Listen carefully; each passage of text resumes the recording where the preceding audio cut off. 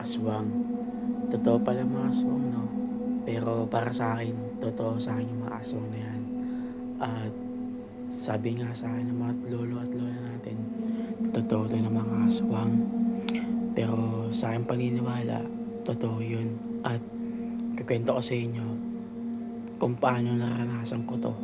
At dito muna sa atin sa gagawin ko, kuwento ko muna ang mga nasa paniniwala ng mga tao. Sabi nga dito, sinaunang paniniwala mga alamat ng mga Pilipino bago pa naman dumating ng mga Kastila at inuugnay ng sa probinsya ng Capiz, Iloilo at Antique sa Visayas, kung saan ang Capiz daw ang kilalang bilang hometown ng mga aswang. At siguro alam niyo ito, natatakot sila sa asin at bawang. Bukod pa naman dito, tuwing 11:30 o 12:00 ng gabi, bibigtamin na ng mga buntis yan or sanggol kakalabas pa lang. And paano nga silang patayin ng mga aswang? Una, kailangan mo munang huliin sila or hanapin sa palatandaan na mga aswang. Aaligid sila sa bahay nyo at may aamoy ka napakabawang aswang, tila amoy na maangas na bangkay. Parang patay na talaga siya, aamoy mo talaga yun. Naranasan ko din yun sa pambaho. Talagang masusuka talaga sa baho nito, sa baho ng bangkay. At sabi nga dito, sa unang bahagi ng Arkilong, ito ang langis.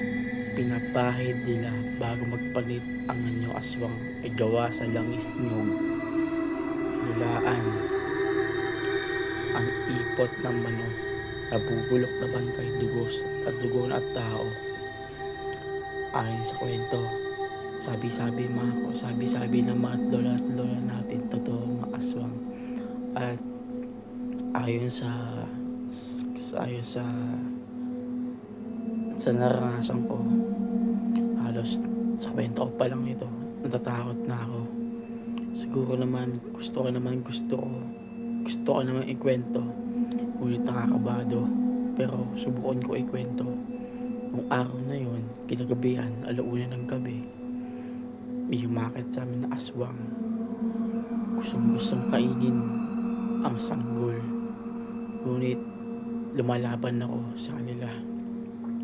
Kinalaunan, gusto ko lumaban sa kanila. Pero grabe yung mga aswang. Natatakot ako sa kanila. Pero gusto ko labanan. Pero wala akong kahit anong armas. Pero gusto kong kumuha ng asin doon sa bahay at babalik rin ako sa kanya. Pero pagkabalik ko, inaatake ng kapatid ko. Pero lumalaban din ako. Kumuha kami ng armas para sa aswang.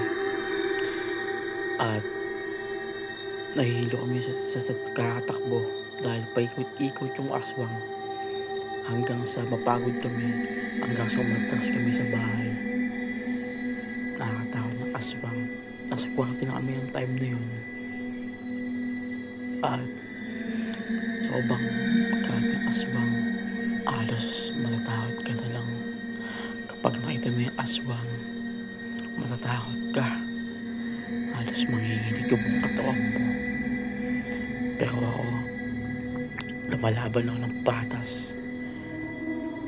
Pero kinabukasan, yung hating gabi, inabakan namin ng aswang. Pero sa puntong ito, kumuha namin ng maarmas panglaban sa aswang at pangutra. Lumaban kami ng lahat, dilabanan namin din. Pero pinatay namin. At kinakabagaan, ilabas namin siya sa araw at sunog na sunog siya. At dito nagtatapos ang kwento ko. Sana magets nyo. Salamat.